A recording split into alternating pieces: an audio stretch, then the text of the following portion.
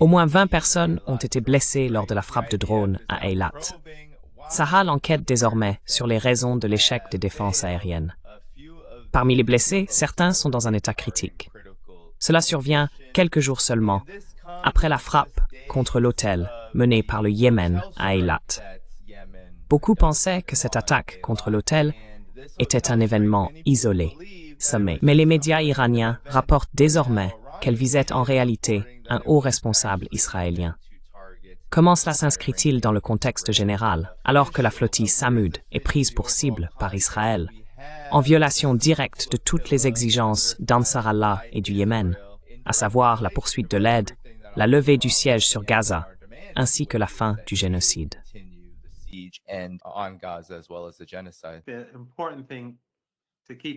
La chose importante à garder à l'esprit, c'est que les forces armées yéménites, le gouvernement yéménite et Ansar Allah ont dès le début initié ce blocus et ces frappes contre le régime israélien afin de mettre fin au génocide à Gaza. Donc c'est vraiment au régime israélien de mettre un terme à tout cela. Au lieu de massacrer des femmes et des enfants jour et nuit, quand les Palestiniens de Gaza dorment, ils sont soudainement bombardés et massacrés. Leurs voisins sont massacrés. Leurs enfants sont terrorisés, traumatisés à vie. Ansar Allah essaie d'arrêter cela. Ansar Allah dit, si vous mettez fin à ce massacre d'enfants, nous arrêterons.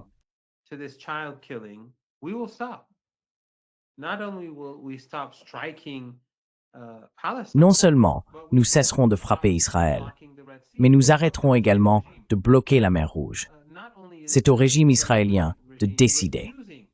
Et non seulement le régime israélien refuse de mettre fin au siège de la famine et limite autant que possible la quantité d'aide qui entre à Gaza. Non seulement il bombarde jour et nuit, mais maintenant la flottille est attaquée.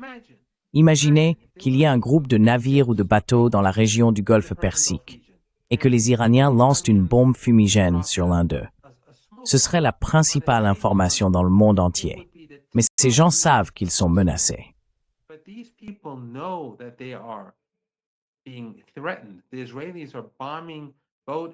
Les Israéliens bombardent bateau après bateau. Et nous nous souvenons que lors de la première flottille, 10 personnes ont été assassinées par le régime israélien.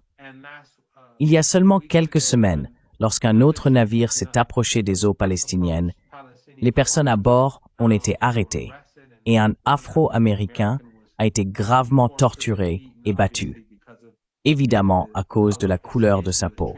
Il a été traité différemment des autres héros présents sur le navire. Ainsi, le Yémen joue un rôle héroïque et l'histoire se souviendra du rôle qu'a joué le Yémen. Les peuples du monde entier devraient regarder vers le Yémen comme la boussole morale. C'est la boussole morale pour nous tous.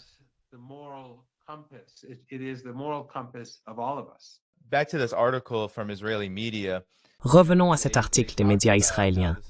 Ils expliquent que l'armée israélienne a déclaré que le système Dôme de fer était le système de défense aérienne qui a tenté d'intercepter ce drone, lequel a finalement réussi à s'en éloigner.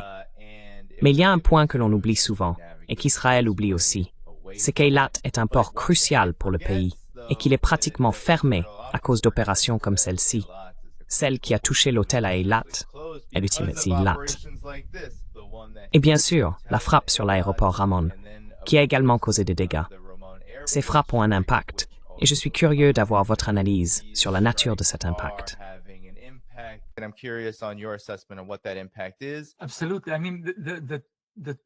Absolument.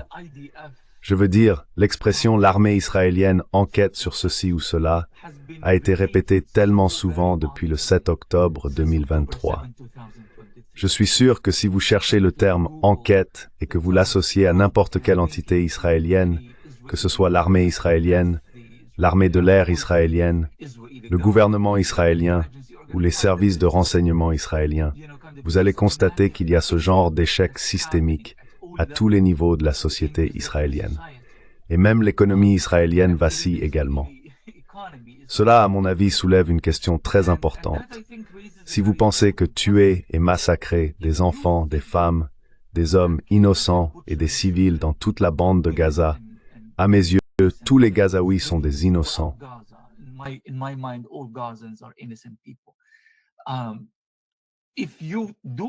Si vous faites cela afin de restaurer votre dissuasion, la soi-disant dissuasion, votre crédibilité, votre positionnement en Palestine, dans la Palestine occupée, mais aussi au Moyen-Orient. Je veux dire, après tout, Israël se présentait comme le dur, comme le protecteur contre l'Iran. C'est toute l'idée. C'est pour cela que les normalisations avaient lieu.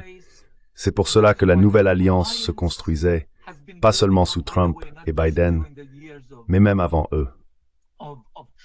Depuis le soi-disant pivot vers l'Asie du président Obama, il y avait cette crainte qu'un vide soit laissé au Moyen-Orient et que quelqu'un doive le combler. Et c'est là qu'Israël intervient pour le faire.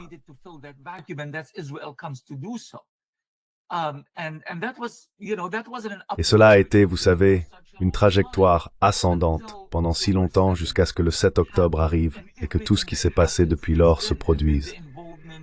Puis il y a eu l'implication de divers groupes de résistance arabes et musulmans à travers le Moyen-Orient. C'est là que le terme reconnaissance a commencé à vraiment émerger. Presque chaque jour, un média israélien rapportait une sorte de reconnaissance en cours. Si vous restaurez réellement votre capacité de dissuasion, votre puissance et votre position, pourquoi continuez-vous à faire des reconnaissances quotidiennement? Et pourquoi n'avez-vous pas tiré les leçons des erreurs, prétendues erreurs, des événements précédents qu'ils datent de quelques jours, de quelques semaines ou de quelques mois? Ce que cela me dit en réalité, c'est ceci.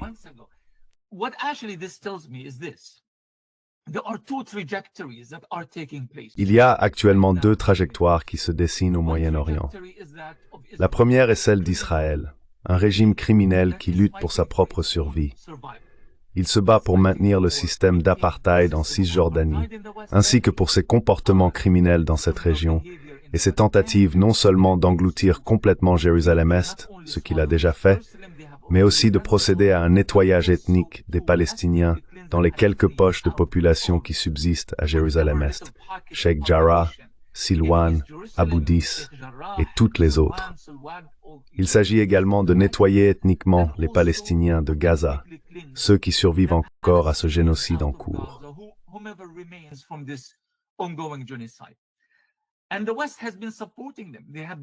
Et l'Occident les a soutenus, ils les ont aidés.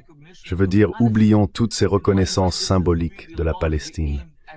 À mon avis, cela vise surtout à détourner l'attention du soutien militaire et politique continu que ces gouvernements continuent d'apporter à Israël, du moins la plupart d'entre eux, et en même temps à détourner l'attention de leur propre population qui sont dans un état de révolte constant. Regardez ce qui s'est passé en Italie ces derniers jours. C'est incroyable. C'est sans précédent, du moins depuis la fin de la Première République au début des années 90.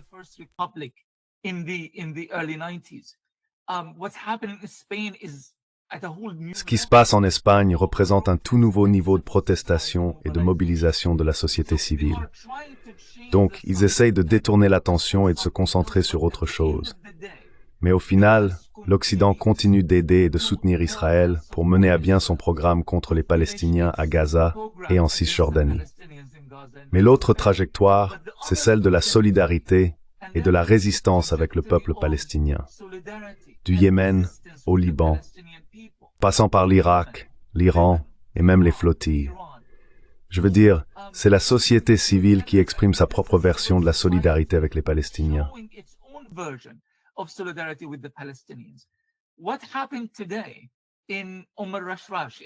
Ce qui s'est passé aujourd'hui à Omar Rashrash à Eilat montre bien que tout ce qu'Israël a entrepris pour détruire cette dynamique, pour détourner l'attention de ces crimes de guerre, pour désunir les différents éléments qui se sont unis contre Israël au nom de Gaza et de la Palestine, continue de se renforcer et reste non seulement pertinent, mais constitue un facteur essentiel dans la détermination de l'issue de cette bataille en cours.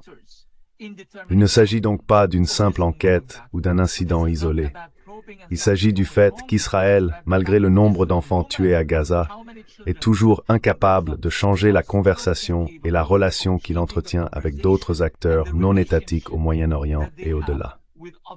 non-state actors in the Middle East and beyond the Middle East. Given what Ramsey just said, how do the... Compte tenu de ce que Ramzi vient de dire, comment évaluez-vous ces frappes dans Sarallah? Et il ne s'agit pas seulement de ce qui s'est passé à Eilat. Il y a des rapports selon lesquels, en mer Rouge, un autre navire commercial a été attaqué.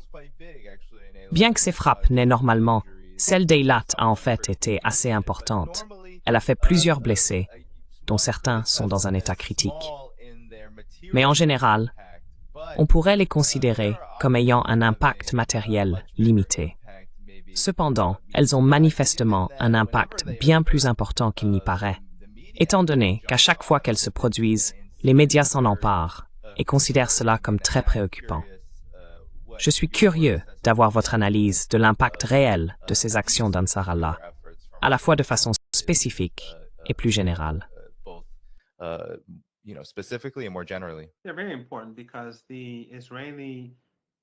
Elles sont très importantes, car le régime israélien a désespérément besoin de visiteurs étrangers, de touristes, d'investissements et même de prêts. Les frappes créent un climat où les gens ont peur de rester en Palestine occupée. Et cela encourage également les gens à partir.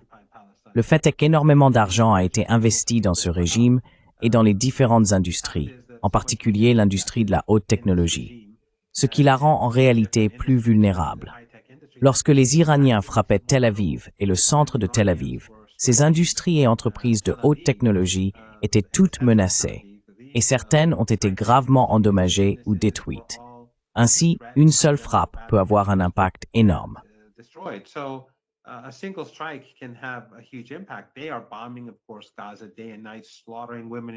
Ils bombardent bien sûr Gaza jour et nuit, massacrant femmes et enfants, comme je l'ai dit plus tôt.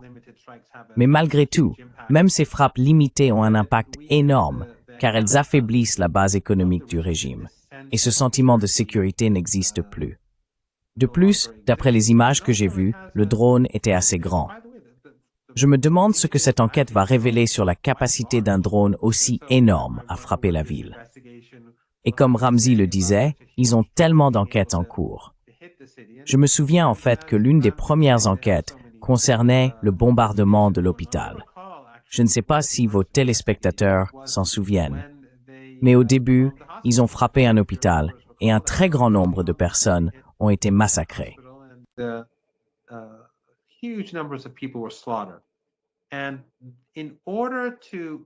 Et comme il y a eu une immense indignation mondiale à la suite de cela, afin d'éviter que la situation ne dégénère, les médias occidentaux sont venus au secours du régime israélien et ont commencé à répéter l'affirmation selon laquelle il s'agissait d'une roquette du djihad islamique qui aurait frappé par erreur.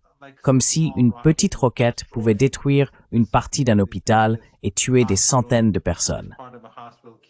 Aucune personne censée ayant quelque connaissance sur la guerre ne croirait cela. Mais des gens ordinaires, qui évidemment n'avaient aucune idée de ce qui se passait à Gaza, beaucoup d'entre eux se sont fait avoir. Mais ensuite, bien sûr, nous avons vu les services de renseignement français, britanniques et la CIA tous affirmer « oui, c'était les Palestiniens et non les Israéliens ».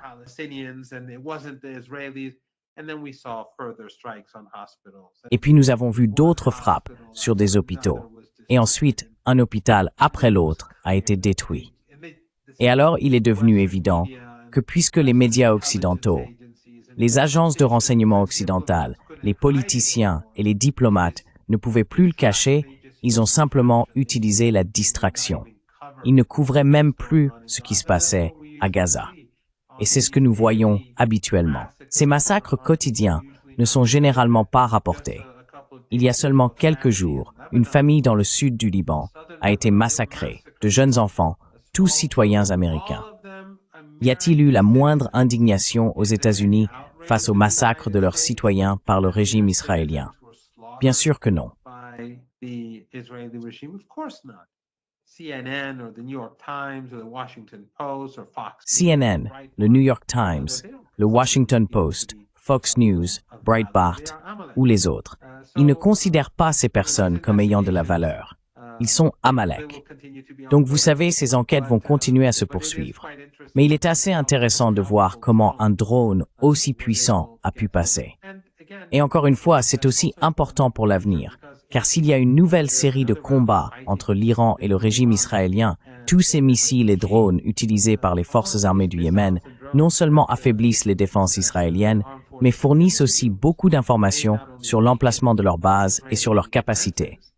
Donc, ces frappes ont de multiples implications et avantages pour la résistance. Et encore une fois, tout cela pourrait s'arrêter aujourd'hui. Tout cela pourrait s'arrêter ce soir. It could all stop today. It could all stop tonight. If the Israeli regime would accept a ceasefire. Si le régime israélien acceptait un cessez-le-feu, si les États-Unis acceptaient un cessez-le-feu, si les Européens acceptaient un cessez-le-feu, car aucun d'entre eux ne le fait, nous ne devrions pas du tout être dupes. Et Ramzi l'a évoqué. Reconnaître la Palestine ne va rien changer.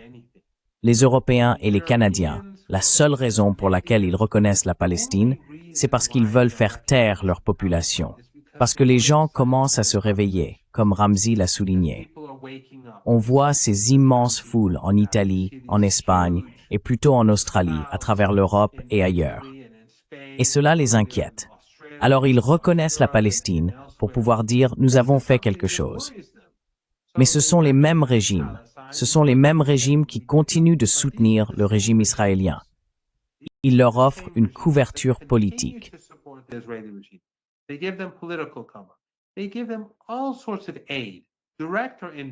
Ils leur apportent toutes sortes d'aides, directes ou indirectes.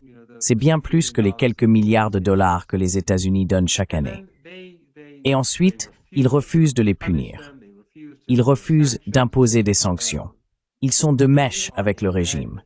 Ils sont complices de cet holocauste. Ils sont tous complices de cet holocauste. Reconnaître la Palestine est de toute façon une immense avancée, même si ce n'est qu'un bout de papier. Mais cela montre que l'opinion publique mondiale et la résistance mondiale, la résistance populaire, ont un impact. Et ces gens ont peur. Et donc partout en Europe, en Amérique du Nord et dans notre région, malheureusement dans notre région, nous avons encore des gouvernements qui font des affaires et du commerce avec le régime, qui envoient du pétrole, des marchandises, qui achètent du gaz naturel. C'est assez stupéfiant que cela existe encore.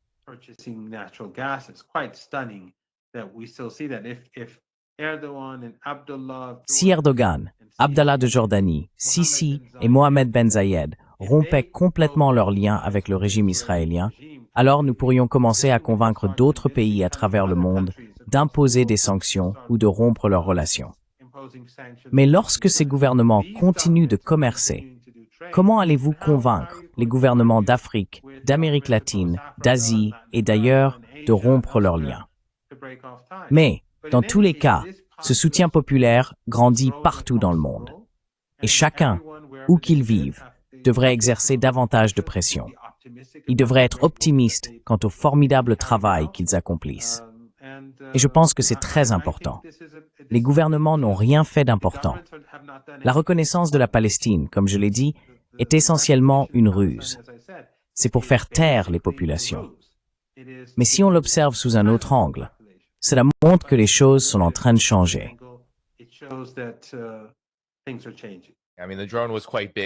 Je veux dire, le drone était assez grand. Vous pouvez voir ici les dégâts qui ont été causés. Voici l'image. Et vous pouvez voir que c'était la taille du drone à cet endroit. Donc, une opération assez sophistiquée. Qu'est-ce que ça signifie pour Israël de ne pas pouvoir arrêter quelque chose comme ça? Parce qu'Israël a déclaré qu'il allait éliminer toutes les soi-disant branches terroristes de l'Iran. Et cela inclut Ansar Allah.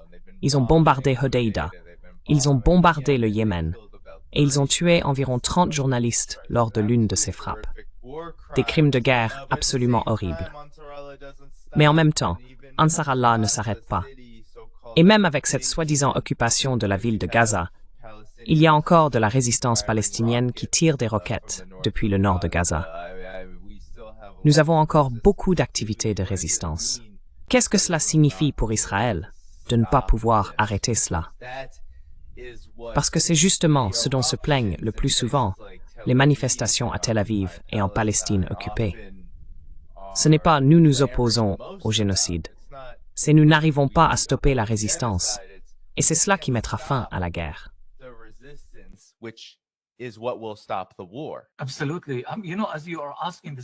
Absolument. Vous savez, alors que vous posez cette question, Danny, je pense à cette déclaration faite par Moshe Feiglin, qui a longtemps été une figure importante du parti Likoud et qui à un moment donné s'est présenté contre Netanyahou pour la direction du Likoud. Peu après le 7 octobre, lors d'une interview avec un média israélien, il a dit que ce qui l'inquiétait le plus à propos de ce qui s'était passé, c'est que les musulmans n'avaient plus peur d'Israël. Et c'est quelqu'un qui a tendance à dire les choses sans filtre. Mais parfois, c'est très utile quand les gens sont honnêtes. La composante psychologique de ce conflit a été absolument essentielle dans les calculs militaires et politiques d'Israël depuis le tout début. Ils essayent non seulement de rétablir ce qu'on appelle la dissuasion militaire, mais aussi la dissuasion psychologique. L'idée qu'Israël est très très effrayant et que personne n'ose s'y frotter.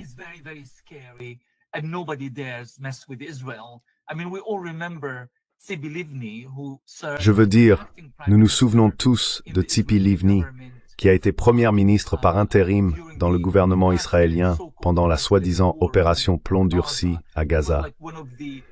C'était l'une des premières guerres où il y a eu autant de victimes, plus de 2400 Palestiniens tués, des dizaines de milliers de blessés. Et c'est vraiment le début des grandes guerres qui ont finalement abouti au génocide auquel nous assistons aujourd'hui. Elle a dit quelque chose de très intéressant, quelque chose comme « Nous voulons simplement qu'ils sachent » en parlant des Palestiniens, mais aussi par extension de tous les autres dans la région, que si Israël est attaqué, nous réagissons de façon démesurée et folle. Alors craignez-nous, nous sommes des gens terrifiants, ce genre de choses. Il y a donc une dimension psychologique qui a été franchie au cours des 2 dernières années.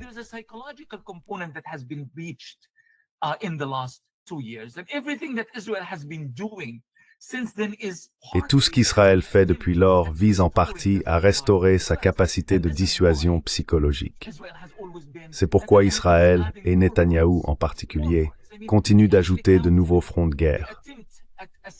Je veux dire, il a même compté la tentative d'assassinat de la direction politique civile du Hamas à Doha, dans un pays considéré comme l'un des plus amicaux selon les définitions politiques américaines, comme un front de guerre.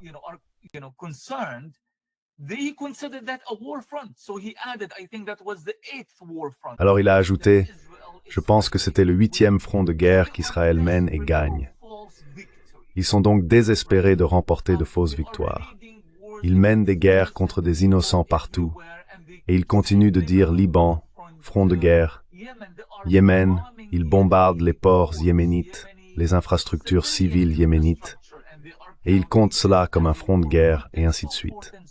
Ils vont donc continuer à faire ces choses scandaleuses en pensant qu'il s'agit de front de guerre. Pourtant, que se passe-t-il, l'image que tu viens de montrer, Danny? Que se passe-t-il là-bas? C'est juste, tu sais, Ansarullah appuie sans cesse sur le bouton de réinitialisation, encore et encore. À chaque fois qu'un char israélien est détruit à Gaza, à chaque fois qu'un transport de troupes blindées israélien ou un soldat est pris pour cible, un bouton de réinitialisation, un bouton de réinitialisation.